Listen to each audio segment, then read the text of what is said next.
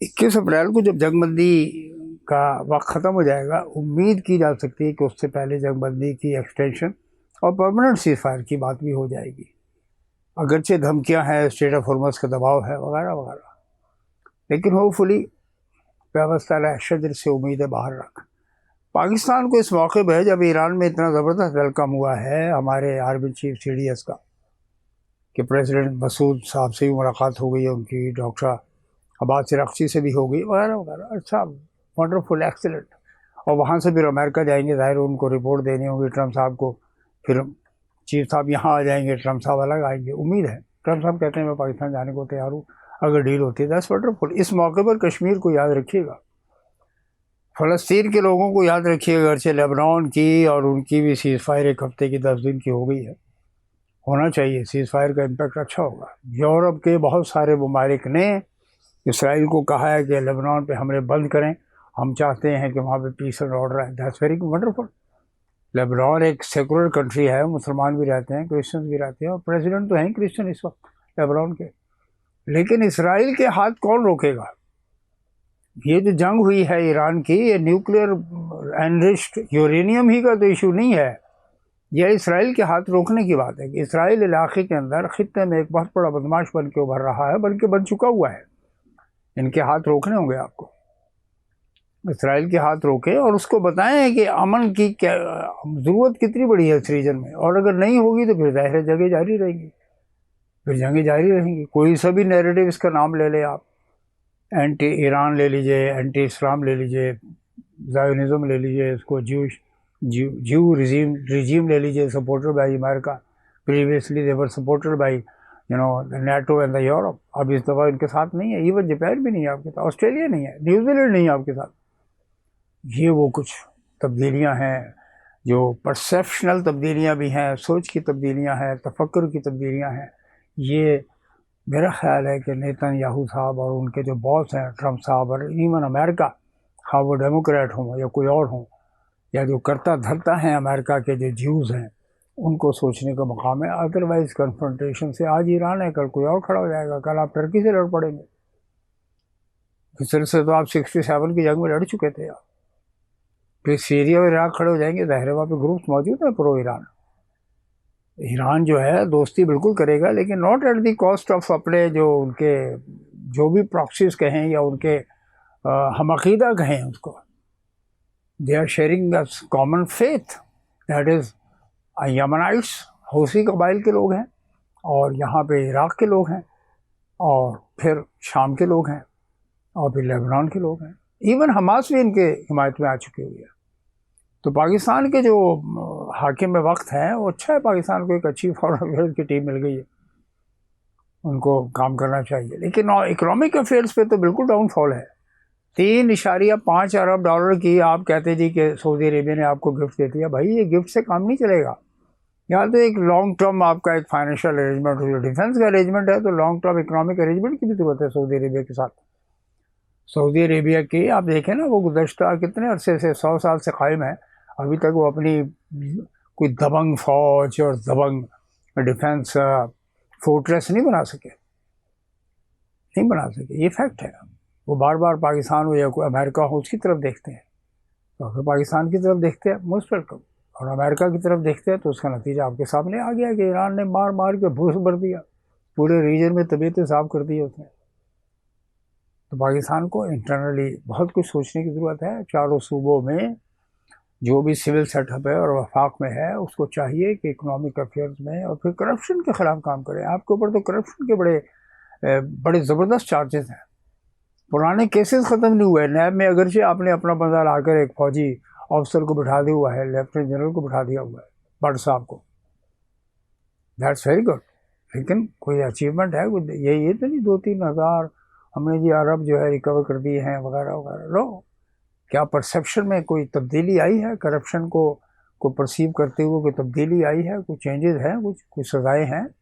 نو، میسو corruption, Sindh میں کتنی corruption ہے آپ جا کر دیکھیں، پنجاب میں کتنی کرپشن ہے آپ جا کر دیکھیں، وفاق میں جو ہے کہ وزیر اعظم صاحب ہیں، ان کی چیف آف آرمی اسٹاف سے بہت گھٹ رہی ہے، اسی طرح ڈاٹ صاحب کی گھٹ رہی ہے، اور جو بندہ آپ کو اربن پلاننگ کا کانسیپٹ دے رہا تھا اس کو آپ نے ملک سے باہر چھوڑ کے جانے پر مجبور کر دیا، پروجیکٹس پہ ان کے قبضہ کر لیا FBR نے.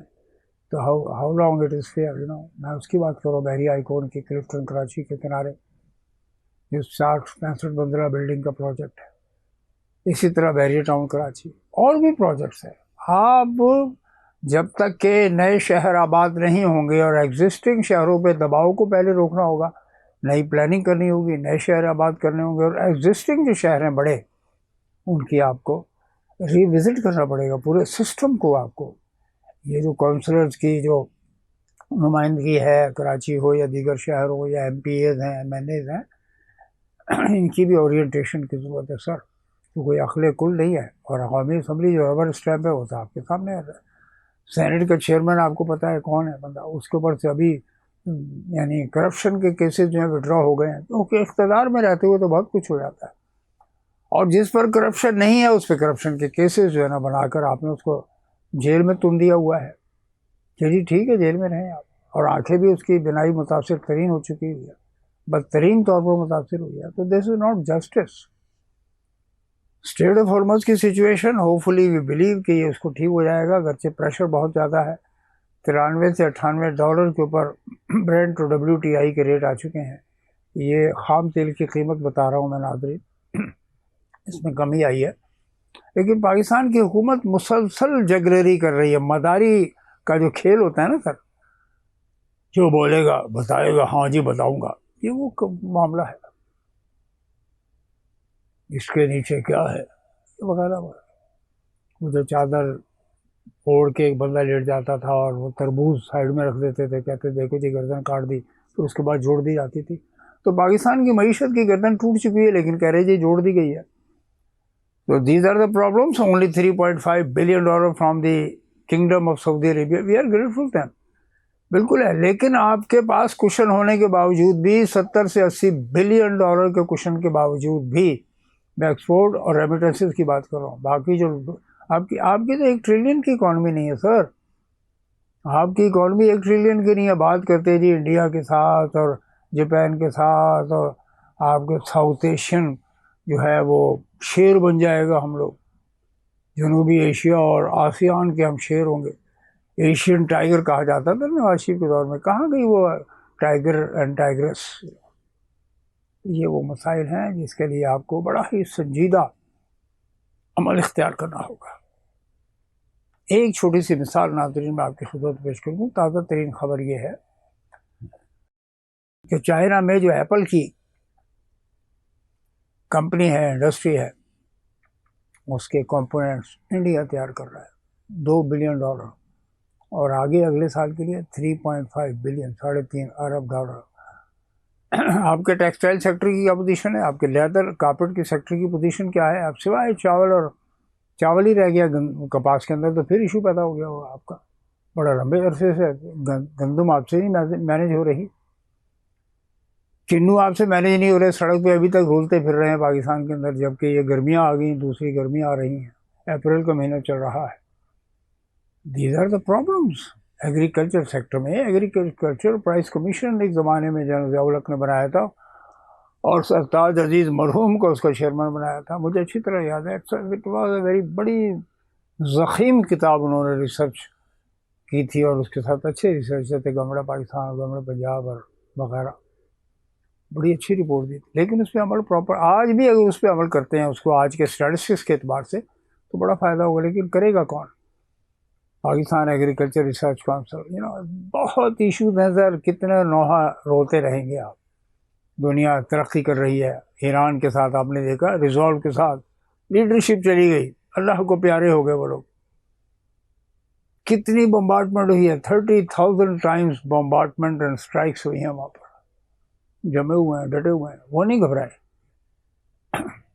وہ نہیں گھبرائے. یہ وہ چیلنجز ہیں جس کو آپ کو بات کرنا چاہیے. جائیں عاصم منیر صاحب ابھی جا رہے ہیں نا، کیا آپ بات کریں گے فوزیہ صدیقی کی رہائی کو کہ جی کمپیشنیٹ گراؤنڈ پر یا رحم دلانہ طریقے پر اس کو رہا کر دیں؟ کیا آپ بات کریں گے کہ آپ ایران پر سے سینکشنز ہٹائیں اور ہمارا ایران کا جو گیس پائپ لائن ہے وہ اور ایک اور پیٹرول کی پائپ لائن جو ہے نا ڈال دی جائے؟ یہ 3 لائنیں جو اگر ڈل جاتی ہیں، 2 لائنیں، جس سے پاکستان کی اکانومی کو فائدہ پہنچے گا، ایران کو فائدہ پہنچے گا. آپ بہت آپ کے دل بڑا چاہ رہا ہے کہ آپ علاقے میں امن لے کر آئیں، بالکل آئیں۔ آپ بڑا چاہتے ہیں کہ جی امریکہ کو سپورٹ کیا جائے، جنگ ختم ہو، کریں، بالکل کریں۔ آپ چاہتے ہیں کہ گلف کنٹریز کے اندر پیس اینڈ آرڈر آئے، بالکل کریں۔ لیکن آپ کے اپنے گھر کے اندر پیس اینڈ آرڈر، گیس نہیں ہے جناب پاکستان کے اندر، گیس مک گئی ہے، کہتے ہیں جی قطر سے نہیں آ رہی ہے، قطر سے نہیں آ رہی ہے، آپ کی مس مینجمنٹ ہے۔ آپ نے سی این جی لگائی تھی، کتنی لگائی تھی؟ کمپریس نیچرل گیس، ہر ایک کے پاس پمپ تھا، ہر M N A M P کے پاس پمپ تھا، کہاں گئی گیس؟ وہ بڑھ گیا سارا کا سارا آپ کا پلان تھا ملک کے، پاکستان کی گیس ہی جلا کے گاڑیوں میں آپ نے ختم کر دی۔ فرٹیلائزر کا کرائسس پیدا ہونے والا ہے جناب ناظرین، ایگریکلچر کے شعبے کے لیے الارمنگ سچویشن۔ آج کے لیے اتنا ہی، بہت بہت شکریہ۔